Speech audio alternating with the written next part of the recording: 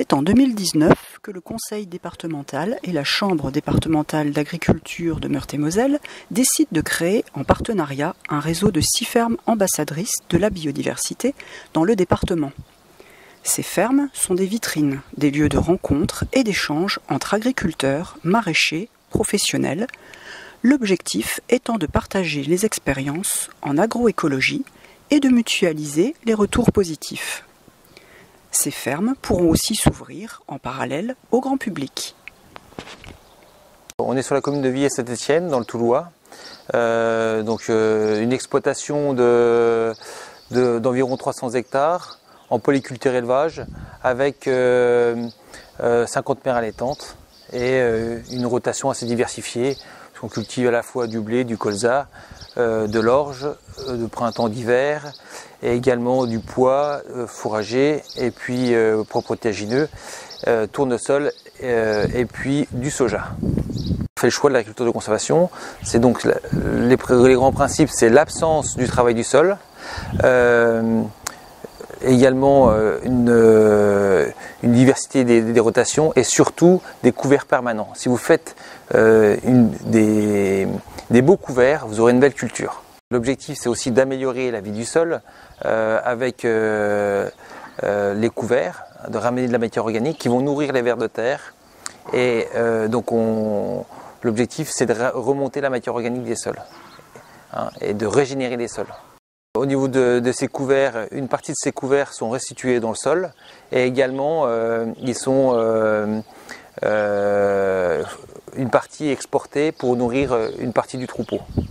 Ce qui nous permet, sans le vouloir, d'intensifier le système, donc un système vertueux pour moi, ce qui permet de dégager du revenu et également de préserver la faune, la flore.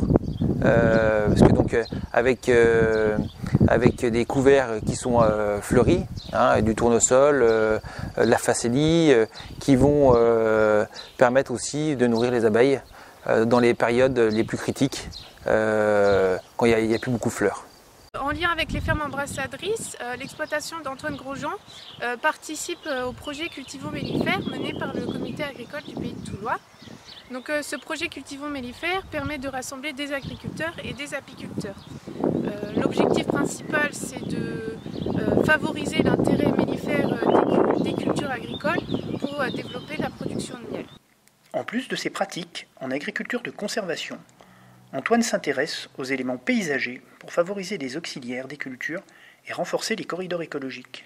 L'objectif de ce projet de plantation était de diversifier le paysage agricole, d'une part pour accroître la biodiversité fonctionnelle et d'autre part pour améliorer le sentiment de bien-être des promeneurs. Nous avons donc opté pour implanter une haie plurispécifique sur un rang avec des essences locales et adaptées au contexte pédoclimatique et qui soit à terme multistrates. Nous avons sélectionné des arbres tiges, comme des tilleuls à petites feuilles pour son intérêt mellifère, et un noyer pour sa grandeur, qui puisse servir de perchoir pour les rapaces. Nous avons ensuite sélectionné des mirabelliers de Nancy, ainsi que du poirier Williams rouge. L'exploitation présente la particularité d'avoir des plantes messicoles, preuve de pratiques favorables à une flore remarquable dans ces cultures. Donc une messicole, c'est d'abord une espèce végétale qui est strictement inféodée aux cultures d'hiver, c'est-à-dire que leur cycle biologique est en phase avec celui des cultures. Donc ici on est sur une autre espèce de messicole qui s'appelle le pied d'alouette, qui est assez connu des agriculteurs et des gens en général. Donc en latin c'est Delphinium consolida, c'est une espèce de la famille des renonculacées comme la Denys et elle est également en voie de disparition en Lorraine.